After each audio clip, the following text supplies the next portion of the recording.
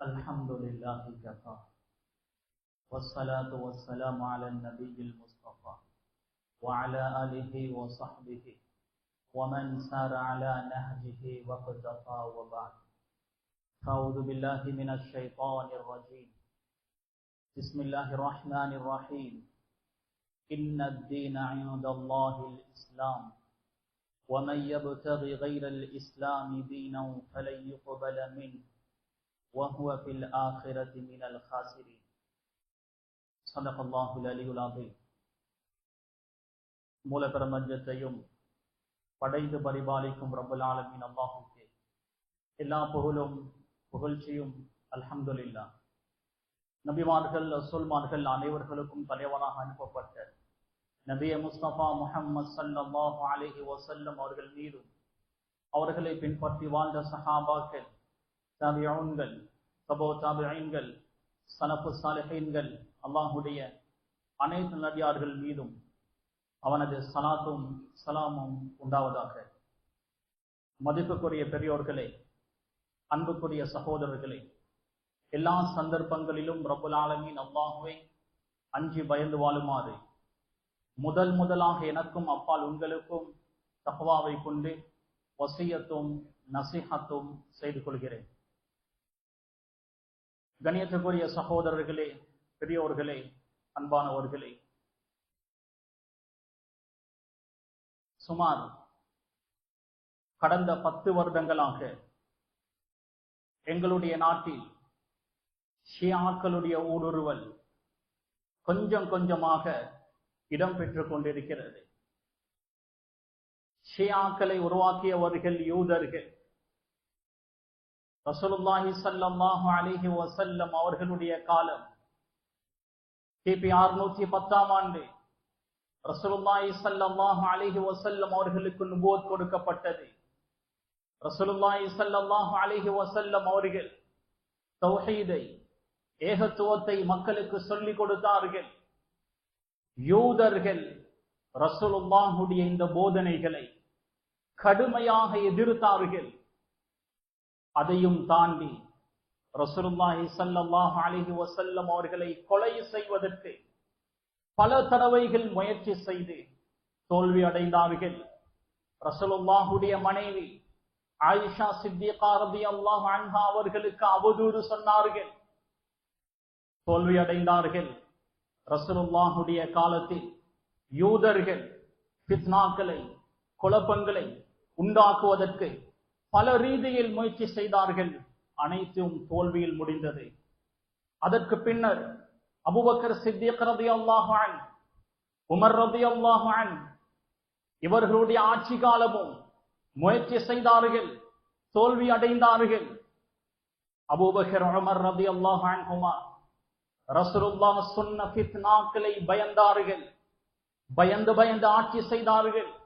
ரசூலுல்லாஹ் ஒரு தடவை மதீனாவில் நடந்து சென்று கொண்டிருக்கும் போது பாலடைந்த ஒரு வீட்டை கண்டார்கள். அந்த வீட்டை எட்டி பார்த்தார்கள். கூரையில் சில ஓட்டைகள் இருந்தது. அந்த ஓட்டைகளின் மூலம் வெயிலினுடைய வெளிச்சம் வீட்டுக்குள் வந்தது. ரசூலுல்லாஹ் சொன்னார்கள், இப்போது மழை பொழிந்தால் இந்த ஓட்டைகளால் தண்ணீர் கொஞ்சம் கொஞ்சமாக எப்படி இந்த வீட்டுக்கு வருமோ அதே போன்று எனது உம்மத்தில் ஃபித்னாக்கள் கொஞ்சம் கொஞ்சமாக வரும். கடல் அலைகளை போன்று வரக்கூடிய ஃபித்னாக்களை ரசூலுல்லாஹ் எச்சரிக்கை செய்தார்கள். உமர் ரலியல்லாஹு அவர்கள் சஹாபாக்களை பார்த்து சொல்வார்கள், ஐயுக்கும் யஹ்ஃபது கௌல ரசூலில்லாஹி ஃபில் ஃபிதன்.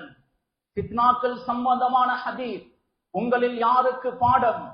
ஹுதைஃபா ரலியல்லாஹு அவர்கள் சொன்னார்கள், அமீருல் முஃமினீனே, நீங்கள் இதை பற்றி பயப்பட வேண்டிய தேவையில்லை. உங்களுக்கும் அந்த ஃபித்னாக்களுக்கும் மத்தியில் பாபன் முக்லகா, மூடப்பட்ட ஒரு வாயில் இருக்கிறது. அந்த வாயிலே உமர் ரலியல்லாஹு அவர்கள் தான்.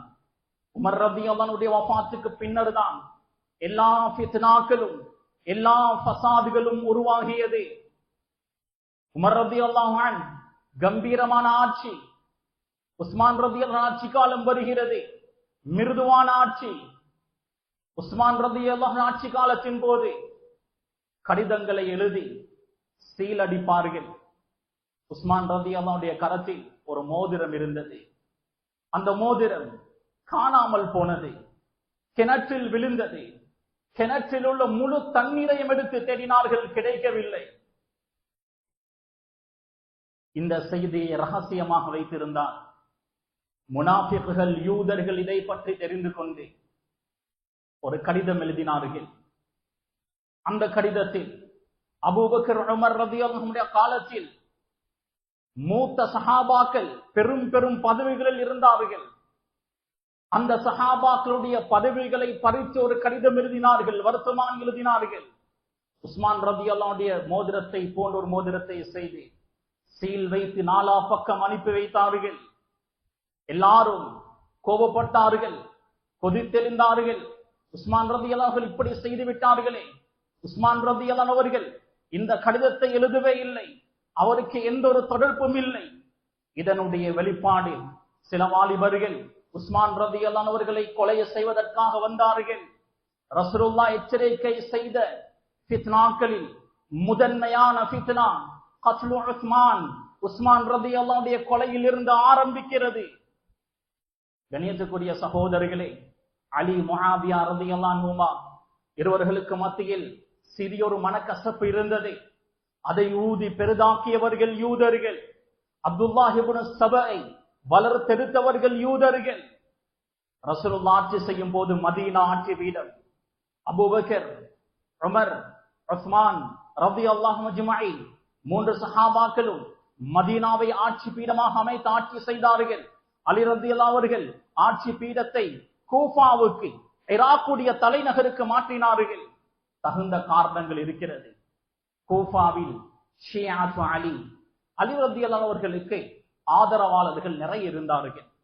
கூஃபாவுக்கு ஆட்சி பீடத்தை மாற்றினால் அது பொருத்தமாக இருக்கும் என்று கருதி கூஃபா ஆட்சி பீடமாக அமைக்கப்பட்டது.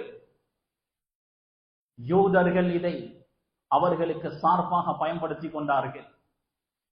கூஃபாவில் ஷியாத்து அலி, அலி ரலியல்லாஹு அவர்களை நேசிக்கக்கூடியவர்கள், கண்மூடித்தனமாக நம்பக்கூடியவர்கள், முஹப்பத்தில், அன்பில் எல்லை மீறியவர்கள் இருந்தார்கள். இதை யூதர்கள் பயன்படுத்தி குருட்டுத்தனமான முஹப்பத்தை உண்டாக்கினார்கள். எந்த அளவுக்கு என்றால், லா இலாஹ இல்லா அலி, அலியை தவிர வணக்கத்துக்குரியவன் வேறு யாரும் இல்லை என்று சொல்லக்கூடிய அளவுக்கு யூதர்கள் அவர்களை கொண்டு போனார்கள். அலிதான் அல்லாஹ், அல்லாஹ் அலியுடைய அவதாரம், அலியுடைய தோற்றத்தில் அல்லாஹ் வந்திருக்கிறான். அலி ரலியல்லாஹு அவர்கள் அவர்களுக்கு எச்சரிக்கை செய்தார்கள், நான் சாதாரண மனிதன், நான் அல்லாஹ் அல்ல. எவ்வளவு எச்சரிக்கை செய்தார்கள், அவர்கள் கேட்கவில்லை. நெருப்பினால் தீயிட்டு அவர்களை கொலை செய்தார்கள். சஹாபாக்களுக்கு மத்தியில் ஒரு சலசலப்பு. லா யுஅதிபு பின் நாரி இல்லா ரப்புன் நார், நெருப்பினுடைய இரட்சகனை தவிர நெருப்பால் யாருக்கும் வேதனை செய்ய முடியாது. அலி நெருப்பின் மூலம் வேதனை செய்து விட்டார். இப்னு மஸ்ஊத் ரலியல்லாஹு அவர்கள் சொன்னார்கள், இல்ல, அவர்களுடைய நம்பிக்கையின் படி அலி ரலியல்லாஹு அவர்கள் தான் அல்லாஹ், எனவே அவர்களுடைய அல்லாஹ் அவர்களை தண்டித்து விட்டான். கண்ணியத்துக்குரிய சகோதரர்களே, அலி ரலியல்லாஹு அவர்களை அல்லாஹ்வுடைய ஸ்தானத்தில் கொண்டு போனவர்கள் தான் சபாஇய்யாக்கள். அவர்களுடைய கொள்கை கோட்பாடு, அலி ரலியல்லாஹு அவர்கள் வஃபாத் ஆனதற்கு பின்னர் அவருடைய உடல் ஈராக்கில் இருக்கக்கூடிய ஒரு மலையில் வைக்கப்பட்டது. மலக்குமார்கள் அந்த உடலை வானத்துக்கு கொண்டு போய் விட்டார்கள். அலி ரலியல்லாஹுடைய உயிர், ரூஹ் இந்த பூமியில் தான் இருக்கிறது. அந்த உயிர் தான் இந்த பூமியை ஆண்டு கொண்டிருக்கிறது. சபாஇய்யா என்ற இந்த ஷியாக்களுடைய பிரிவில் இன்று இன்னொரு பிரிவு உருவாகிறது, மன்சூரியா. அவர்கள் சொல்கிறார்கள், அலி அல்லாஹ் அல்ல, ஆனால் ரசூலுல்லாஹ், அல்லாஹ்வுடைய ஒரு இறை தூதர். முஹம்மது ஸல்லல்லாஹு அலைஹி வஸல்லம் ரசூல் அல்ல, அலிதான் ரசூல். இந்த ஷியாக்களுடைய இன்னொரு பிரிவு அலவியா. அவர்கள் சொல்கிறார்கள், அவர்களுடைய கொள்கை கோட்பாடு, ஜிப்ரீல் அலைஹிஸ்ஸலாம் வஹியை கொண்டு வந்தது அலிக்கு தான். தவறுதலாக முஹம்மது ஸல்லல்லாஹு அலைஹி வஸல்லம் அவர்களுக்கு கொடுத்து விட்டார். இவர்களில் இன்னொரு பிரிவு ஹாஷிமியா. அவர்களுடைய கொள்கை கோட்பாடு, ஜிப்ரீல் அலைஹிஸ்ஸலாம் தவறுதலாக வஹையை முஹம்மது ஸல்லல்லாஹு அலைஹி வஸல்லம் அவர்களுக்கு கொடுக்கவில்லை. முஹம்மது அவருடைய மகள் ஃபாத்திமாவை அலி ரலியல்லாஹு அவர்களுக்கு திருமணம் செய்து கொடுத்த வஹையை அவர் வாங்கிக் கொண்டார். நஊது பில்லாஹ். எவ்வளவு முட்டாள்தனமான கொள்கைகள், கோட்பாடுகள். இவர்களில் இன்னொரு பிரிவு இமாமியா. இவர்கள் அலி ரலியல்லாஹு அவர்களை அல்லாஹ் என்றும் சொல்லவில்லை, ரசூலுல்லாஹ் என்றும் சொல்லவில்லை. ஆனால் முஹம்மது ஸல்லல்லாஹு அலைஹி வஸல்லம் அவர்களுக்கு பின்னர் கலீஃபாவாக வருவதற்கு அலி ரலியல்லாஹு அன்ஹு மட்டும்தான் தகுதியானவர். அபூபக்கர், உமர் ரலியல்லாஹு அன்ஹுமா மோசடி செய்து விட்டார்கள், துரோகம், அநியாயம் செய்து விட்டார்கள். கணேசக்குரிய சகோதரர்களே, ஷியாக்களில் 22 கூட்டம் இருக்கிறார்கள். இந்த 22 கூட்டமும் ஒரு கூட்டம் இன்னொரு கூட்டத்தை காஃபிர் என்று சொல்லிக் கொள்வார்கள். இந்த 22 கூட்டத்தில் ஒவ்வொரு கூட்டமும் பல பிரிவுகளாக பிரிந்திருக்கிறார்கள். கிட்டத்தட்ட 50க்கும் மேற்பட்ட பிரிவுகள் இருக்கிறார்கள். கணேசக்குரிய சகோதரர்களே, நாம் குதுபு சித்தா என்று சொல்கிறோம், 6 கிரந்தங்கள். புகாரி, முஸ்லிம், திர்மிதி, இப்னு மாஜா, அபூ தாவூத், நஸஈ என்று 6 கிரந்தங்களை நாம் சொல்கிறோம். அவர்கள் அல் ஜவாமிஉ ஸமானியா 8 கிரந்தங்களை சொல்கிறார்கள். காஃபி, இஸ்திப்சார், தஹ்தீப் போன்ற 8 கிரந்தங்களை அவர்கள் பின்பற்றுகிறார்கள். குர்ஆனை பொறுத்த வகையில் குர்ஆன் என்பது இமாமுன் சாமித், அமைதியாக இருக்கக்கூடிய ஒரு இமாம். அவர்களுடைய அகீதாவின் படி குர்ஆன் மாற்றப்பட்ட ஒரு வேதம். தௌராத், இன்ஜீலை மாற்றப்பட்ட ஒரு வேதமாக நாம் எவ்வாறு சொல்கிறோமோ அதே போன்று அவர்கள் குர்ஆனை மாற்றப்பட்ட ஒரு வேதமாக நம்புகிறார்கள். குர்ஆனுடைய பல வசனங்களை பொய்ப்பிக்கிறார்கள், மறுக்கிறார்கள். குர்ஆனுடைய ஒரு ஆயத்தை மறுத்தாலே அவன் காஃபிர், இஸ்லாத்தை விட்டு வெளியேறி விடுவான். குர்ஆனுடைய பல வசனங்களை இவர்கள் மறுக்கிறார்கள். ஹுசைன் ரலியல்லாஹு அன்ஹுடைய கர்பலாவுடைய நிகழ்வை பெரிதாக பேசுவார்கள்.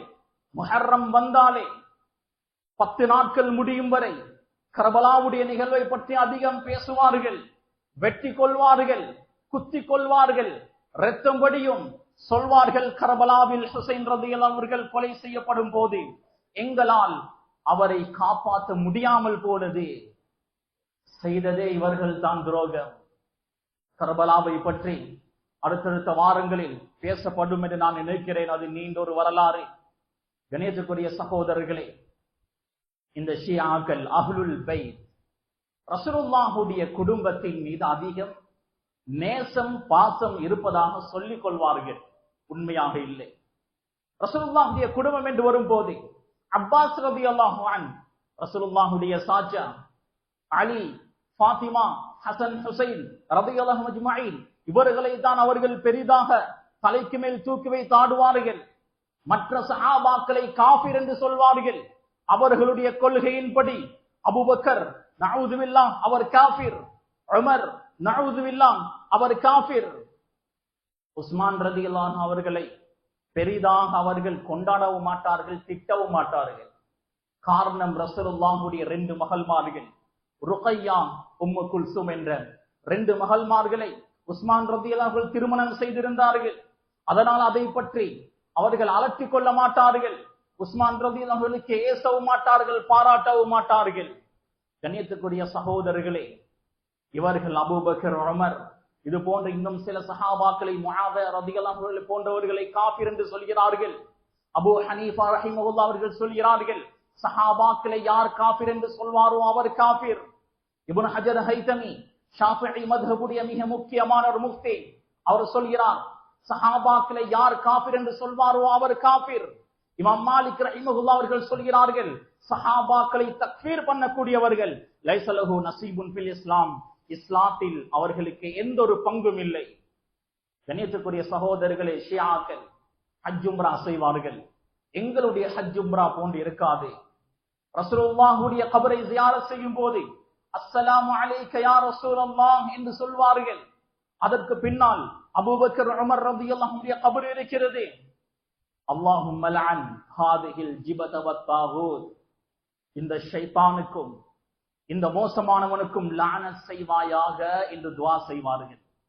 ஹஜ் உம்ராவுடைய துஆக்கள் சம்பந்தமான அவர்களுடைய கிதாபுகள் இதை எழுதி வைத்திருக்கிறார்கள். உமர் ரலியல்லாஹு அவர்களை அபூ லுஅ்லு கொலை செய்தான். அந்த தினத்தை அவர்கள் கொண்டாடுகிறார்கள். அபூ லுஅ்லுவை பெருமை பாராட்டி அன்றைய தினத்தில் பேசுவார்கள். உமர் ரலியல்லாஹு யார்? உமர் ரலியல்லாஹுடைய மஷ்வராவுக்கு ஏற்ப 18 குர்ஆனுடைய வசனங்கள் அருளப்பட்டது. ரசூலுல்லாஹ் சொன்னார்கள், இன்னல்லாஹ யன்திகு அலா லிசானி உமர், உமருடைய நாவினால் அல்லாஹ் பேசுகிறான். ரசூலுல்லாஹ் சொன்னார்கள், எனக்கு பின் ஒரு நபி வரமாட்டார், அப்படி வருவதென்றால் அது உமராகத்தான் இருக்கும். வலாக்கின் லா நபி அபாதி, எனக்கு பின்னர் ஒரு நபி வரமாட்டார். கண்ணியத்துக்குரிய சகோதரர்களே, பெரியோர்களே, அன்பானவர்களே, ஷியாக்கள் 22 கூட்டத்தினர்கள் இருக்கிறார்கள். ஒவ்வொரு கூட்டமும் பல பிரிவுகளாக பிரிகிறார்கள். மொத்தமாக பார்த்தால் 50க்கும் மேற்பட்ட பிரிவுகள். ஷியாக்களில் அதிகமாக இருக்கக்கூடியவர்கள் இஸ்னா அஷரியா என்ற கொள்கையை சார்ந்தவர்கள். ஷியாக்களில் 85 விதமானவர்கள் இஸ்னா அஷரியா கொள்கையை சார்ந்தவர்கள். இஸ்னா அஷரியா என்றால் 12 இமாம்கள். அலி ரலியல்லாஹு அன்ஹு அவர்களில் இருந்து ஆரம்பித்து இமாம் மஹ்தி வரை 12 இமாம்கள். அந்த 12 இமாம்கள் மஅசூம்கள், பாவங்களில் இருந்து பாதுகாக்கப்பட்டவர்கள் என்று அவர்கள் நம்புகிறார்கள். 85 வீதமானவர்கள் இஸ்னா அஷரியா கொள்கையை சார்ந்தவர்கள். அடுத்த 15 வீதம் தான் மீதமுள்ள 21 கூட்டம். இமாமியா, ஸைதியா, இஸ்மாயிலியா, அலவியா, சபாயியா, 21 கூட்டங்கள். இவர்கள் வெறும் 15 வீதம் தான் இருக்கிறார்கள். ஷியாக்களை பொறுத்த வகையில் மீலாதுடைய நிகழ்ச்சிகள், கலை நிகழ்ச்சிகள், கண்காட்சிகள், உயர்கல்களுக்குண்டான ஏற்பாடுகள் நிறைய செய்வார்கள். இந்த நிகழ்ச்சிகளின் மூலம் அவர்களுடைய கொள்கை கோட்பாடுகளை முஸ்லிம்களிடத்தில் கொஞ்சம் கொஞ்சமாக பரப்புவார்கள். முஸ்தபா யூனிவர்சிட்டி இருக்கிறது. கிழக்கு மாகாணத்தில் மன்பஉல் ஹுதா என்ற ஒரு ஆண்கள் மதரசா, ஜக்கியா என்ற ஒரு பெண்கள் மதரசா. எங்களுடைய மதரசாக்களில் ஆலிமாக்கள் தஹ்சீலாங்குவதை போன்று அவர்களுடைய மதரசாக்களில் ஆலிமாக்கள் தஹ்சீலாவிக் கொண்டிருக்கிறார்கள். அவர்களுடைய யூனிவர்சிட்டியில் படிக்கக்கூடியவர்கள் அவர்களுடைய கொள்கையையும் சேர்த்து படித்துக் கொண்டு சமூகத்தில் பரவி இருக்கிறார்கள். ஈரானுடைய கும் என்ற பகுதியில் இருந்து படித்துவிட்டு வந்தவர்கள் சுமார் 140 பேருக்கு மேல் இலங்கையில் இருக்கிறார்கள். ஏன் இவர்கள் பயங்கரம் தெரியுமா? தகையா என்ற மிக மோசமான ஒரு கொள்கை கோட்பாடு. தகையா என்றால் மனதில் அந்த மோசமான அகீதாவை மறைத்துக் கொண்டு வெளிரங்கத்தில் சாதாரண முஸ்லிமை போன்று பழகுவார்கள். கொஞ்சம் கொஞ்சமாக காய் நகர்த்துவார்கள். கொஞ்சம் கொஞ்சமாக அவருடைய அகீதாவை பரப்புவார்கள். தகையாவை பொறுத்த வகையில் ஒரு இபாதத் மின் அர்கானில் இஸ்லாம், அவர்களுடைய இஸ்லாத்தினுடைய ருக்குன்களில் ஒரு ருக்குன். யார் தகையாவை விடுவாரோ கமன் தரக்க ஸலாம், தொழுகையை விட்டதற்கு சமம். தொழுகையை விட்டால் எவ்வளவு பெரும் ஒரு பாவமோ, தகையா செய்யவில்லை என்றால் அவ்வளவு பெரும் ஒரு பாவம். கண்ணியத்துக்குரிய சகோதரர்களே, பெரியோர்களே, நேரம் மிக குறைவாக இருக்கிறது. 22 கூட்டத்தினர்கள் ஷியாக்களில் இருக்கிறார்கள். ஒவ்வொரு கூட்டமும் பல பிரிவுகளாக பிரிகிறார்கள். 50க்கும் மேற்பட்ட கூட்டங்கள் இருக்கிறது. எங்களுடைய நாட்டில் இருக்கக்கூடிய ஷியாக்கள் எந்த பிரிவை சார்ந்தவர்கள்? அவர்களுடைய கொள்கை கோட்பாடுகள் என்ன? அவர்கள் முஸ்லிம்களா அல்லது இஸ்லாத்தை விட்டும் வெளியேறிய முர்த்ததுகளா? 22 கூட்டத்தில் ஒரு கூட்டம் இஸ்மாயிலியா. இமாம் ஜாஃபர் சாதிக் வஃபாத்தாகியதற்கு பின்னர் அடுத்த இமாம் யார் என்று ஷியாக்களுக்கு மத்தியில் ஒரு கருத்து வேற்றுமை வருகிறது. இமாம் ஜாஃபர் சாதிக்கு 2 மகன்மார்கள், மூசா, இஸ்மாயில். சிலர் மூசாவை பின்பற்றினார்கள், சிலர் இஸ்மாயிலை பின்பற்றினார்கள். இஸ்மாயில் என்ற மகனை பின்பற்றியவர்கள் தான் இஸ்மாயிலியாக்கள். இவ்வளவுக்கும் இமாம் ஜாஃபர் சாதிக் வாப்பா வஃபாத்தாகுவதற்கு 5 வருடங்களுக்கு முன்னரே இஸ்மாயில் என்ற மகன் வஃபாத்தாகிவிட்டார். இஸ்மாயிலியா கொள்கையை சார்ந்தவர்கள் சொல்கிறார்கள், எங்களுடைய இமாம் இஸ்மாயில் அவர் வஃபாத்தாகவில்லை, மறைமுகமாக ஒரு இடத்தில் வாழ்ந்து கொண்டிருக்கிறார். இஸ்மாயிலியா, இந்த இஸ்மாயிலியா என்ற கூட்டம் 3 வகையாக பிரிகிறார்கள். தரூஸ், இரண்டாவது ஆகானியா, நிசாரியா என்றும் சொல்லப்படும், மூன்றாவது தான் போரா. போராக்கள் 2 வகை, தாவூதி போரா, சுலைமானி போரா. தாவூதி போராக்களுடைய தலைமையகம் இந்தியாவுடைய மும்பையில் இருக்கிறது. சுலைமானி போராக்களுடைய தலைமையகம் யமனுடைய தெற்கு பகுதியில் இருக்கிறது. போராக்களில் அதிகமாக இருக்கக்கூடியவர்கள் தாவூதி போராக்கள். இவர்கள் அடிப்படையில் யமனில் இருந்தவர்கள். இவர்களுக்கு ஆரம்பத்தில் தாவூதியா என்ற பெயர், பைபியா என்ற பெயர், முஸ்தாலியா என்ற பெயர் தான் சொல்லப்பட்டது. யமனில் இருந்து பிசினஸுக்காக இந்தியா, பாகிஸ்தான், இலங்கை இந்த நாடுகளுக்கு அவர்கள் வந்தார்கள். குறிப்பாக இந்தியாவுடைய குஜராத்துடைய பகுதியில் இவர்களுடைய கொள்கை கோட்பாடுகளை பார்த்து, பணபலத்தை பார்த்து பலர் இவர்களுடைய கொள்கையை ஏற்றுக்கொண்டார்கள். யமனில் இருந்து வந்த வியாபாரிகள் குஜராத்தி மொழியில் போரா என்றால் வியாபாரி, அந்த பெயரை அவர்களுக்கு சூட்டினார்கள். கண்ணியத்துக்குரிய சகோதரர்களே, எங்களுடைய நாட்டில் இருக்கக்கூடிய போராக்கள், தாவூதி போராக்கள் 10ஆம் நூற்றாண்டுக்கு பின்னர் குதுப் ஷா தாவூத் என்பவரை பின்பற்றக்கூடியவர்கள் இவர்கள்.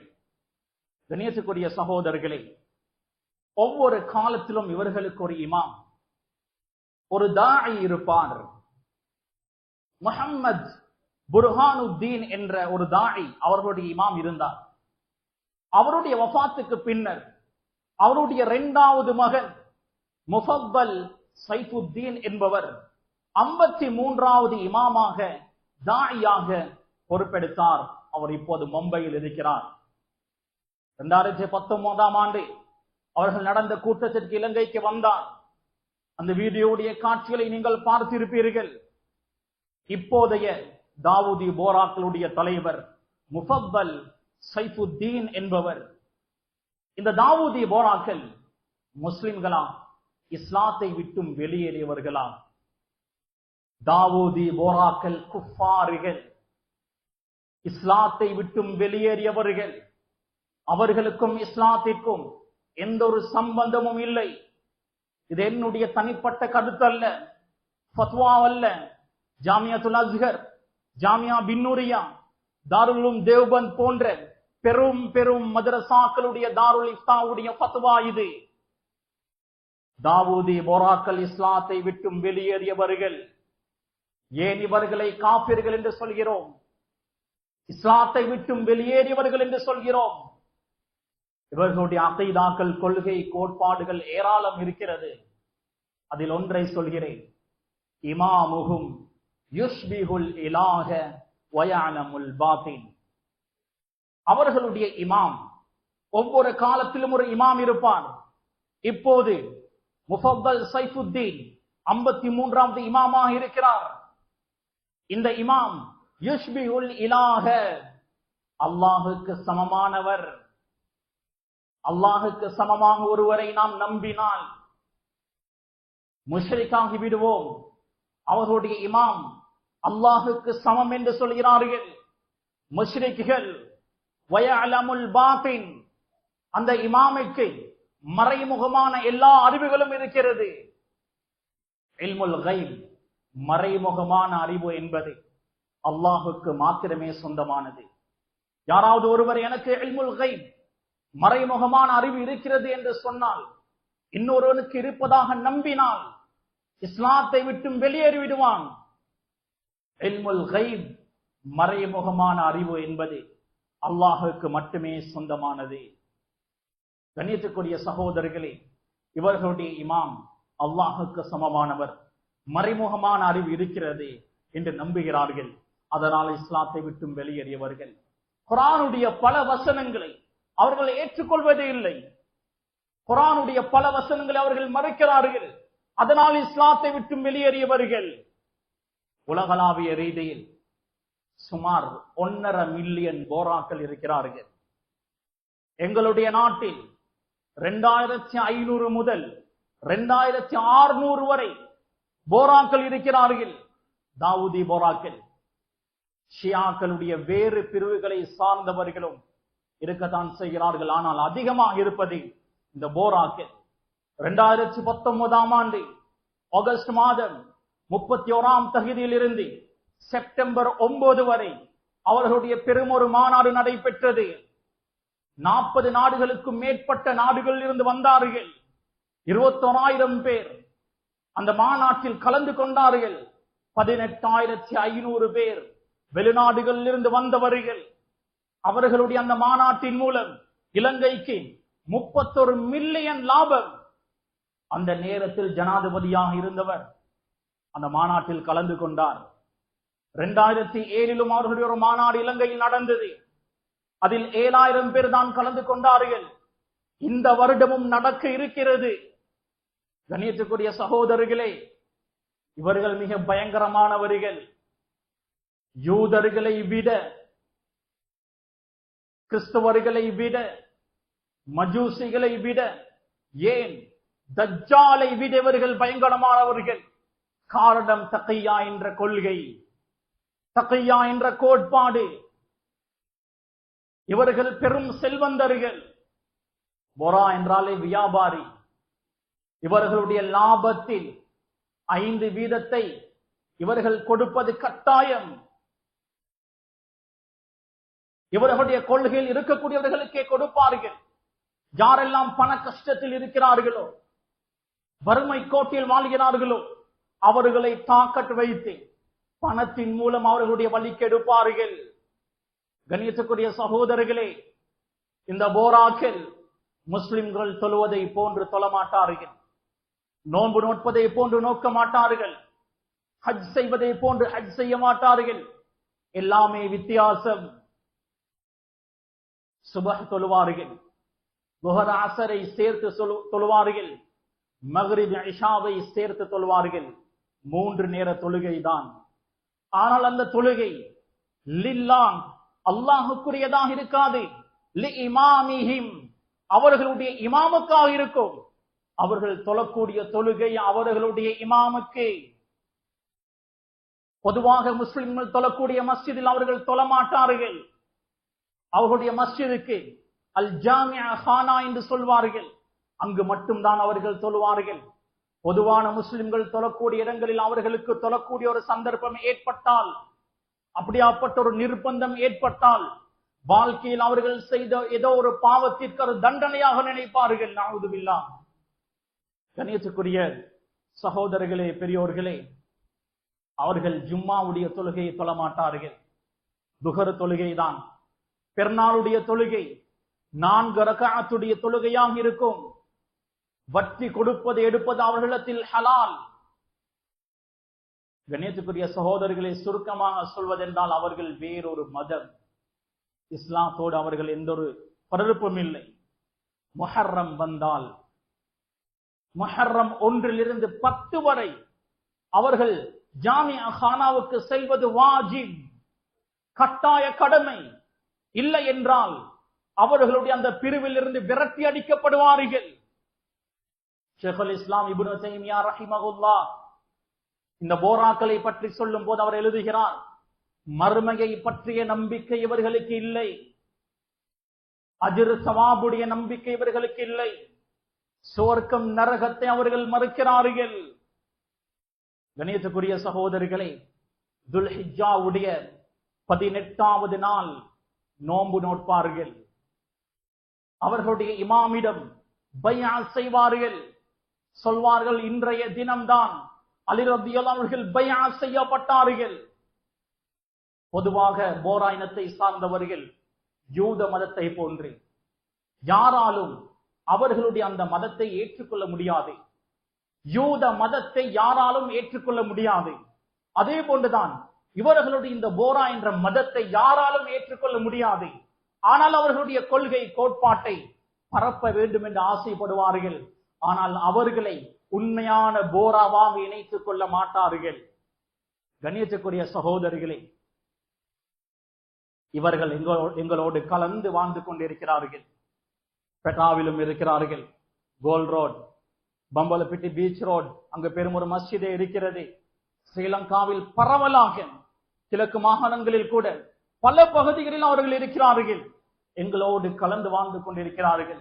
சக்கையா என்ற மிக மோசமான இவர்களுடைய கொள்கையின் மூலம் அவர்களுடைய கொள்கை கோட்பாட்டை, நஜீஸான அகைதாக்களை எங்களிடத்தில் கொஞ்சம் கொஞ்சமாக பரப்பிக் கொண்டிருக்கிறார்கள். சுமார் இந்த 10 வருடங்களாக தான் ஷியாக்களுடைய ஊடுருவல் எங்களுடைய நாட்டில் அதிகரித்திருக்கிறது. காலப்போக்கில் என்ன நடக்குமோ தெரியாது. மிக பயங்கரமான ஒரு நிலைமை. கண்ணியத்துக்குரிய சகோதரர்களே, இந்த போரா இனத்தை சார்ந்தவர்களோடு நிக்காஹுடைய ஒப்பந்தம் ஹராம். அவர்களுடைய பெண்களை திருமணம் செய்ய முடியாது. எங்களுடைய பெண்களை அவர்களுடைய ஆண்களுக்கு திருமணம் செய்து கொடுக்க முடியாது. அவர்கள் அறுத்த பிராணிகளை சாப்பிடுவது ஹராம். எப்படி மாட்டு மதத்தை சேர்ந்தவர்களுடைய ஹோட்டலுக்கு சென்றால் நாம் மாமிசத்தை சாப்பிட மாட்டோமோ, அதே போன்று போராக்களுடைய உணவகங்களுக்கு சென்றால், ஹோட்டல் ரெஸ்டாரண்ட்களுக்கு சென்றால் சாப்பிடக்கூடாது, அது ஹராம். அவர்களோடு தஆமுல் கொடுக்கல் வாங்கல் செய்வது பொதுவாக மாற்று மதத்தை சேர்ந்தவர்களோடு முஷ்ரிக்குகளோடு கொடுக்கல் வாங்கல் எப்படி செய்கிறோமோ அதே போன்று இவர்களோடு கொடுக்கல் வாங்கல் செய்யலாம். ஆனால் இவர்களோடு கலந்து போகக்கூடாது, நெருங்கி பழகக்கூடாது. நெருங்கி பழகுவதன் மூலம், தகையா என்ற கொள்கையின் மூலம் அவர்கள் அவர்களுடைய அகீதாவை, கொள்கை கோட்பாடுகளை கொஞ்சம் கொஞ்சமாக எங்களுக்கு பரப்புவார்கள். எனவே மிக அவதானமாக இருப்போம். யாரெல்லாம் அவர்களுக்கு எதிராக பேசுகிறார்களோ அந்த ஆலிம்களை இவர்கள் சும்மா விடுவதில்லை. பல ரீதியில் பிரஷர் தருவார்கள், அழுத்தம் தருவார்கள். அந்த ஆலிம் மறுபடியும் இவர்களை பற்றி ஒரு வார்த்தை கூட பேசக்கூடாது என்று நினைக்கக்கூடிய அளவுக்கு பிரஷர் தருவார்கள். கூடினால் என்ன செய்ய முடியும்? உயிரை பறிக்கலாம். ஹக்கை சொல்லிவிட்டு உயிரை ஷஹாதத் செய்வதற்கு ஒரு மனிதன் கொடுத்து வைக்க வேண்டும். அதனால் கண்ணியத்துக்குரிய சகோதரர்களே, இந்த பாத்திலான இவர்களுடைய அகீதாவை, கொள்கையை மக்களுக்கு சொல்வது உலமாக்களாகிய எங்களுடைய பொறுப்பு. சரியான அகீதாவை நாம் விளங்கி அஹ்லே சுன்னா வல் ஜமாஅத் என்ற சரியான அகீதாவில் மௌத் வரை நாம் பயணிப்போம். இன்று முஹர்ரம் 5வது நாள், வரக்கூடிய செவ்வாய் புதன் 16, 17 தாசுஆ ஆஷுராவுடைய தினமாக இருக்கும். ஆஷுராவுடைய தினத்தில் நோன்பு நோட்பது சுன்னத். ரசூலுல்லாஹி ஸல்லல்லாஹு அலைஹி வஸல்லம் அவர்கள் சொன்னார்கள், முந்தைய ஒரு வருடத்தினுடைய பாவங்களுக்கு பரிகாரமாக அமையும் என்று நான் ஆதரவு வைக்கிறேன். ரசூலுல்லாஹுடைய ஆதரவை அல்லாஹ் வீணாக்க மாட்டான். ஒரு வருடத்தினுடைய பாவத்திற்கு பரிகாரமாக இந்த நோன்பு அமையும். ரசூலுல்லாஹ் சொன்னார்கள், நான் ஹயாத்தோடு இருந்தால் லஅஸூமன்ன தாஸிஅ, 9வது நாள் நான் நோன்பு நோட்பேன். யூதர்கள் முஹர்ரமுடைய 10வது நாள் நோன்பு நோற்று வருகிறார்கள். அவர்களுக்கு மாறு செய்யும் விதமாக 9வது நாள் நோட்பேன் என்று சொன்னார்கள். எனவே ஆஷுராவுடைய தினத்தில் நோன்பு நோட்பதோடு யூதர்களுக்கு மாறு செய்வதற்காக முந்தைய தினம் முடியாமல் போனால் அடுத்த தினம் நாம் நோன்பு நோற்றுக் கொள்வோம். ரப்புல் ஆலமீன் மௌத் வரை தூய்மையான அகீதாவில் பயணம் செய்யக்கூடிய பாக்கியத்தை நம் அனைவர்களுக்கும் நசீபாக்குவானாக.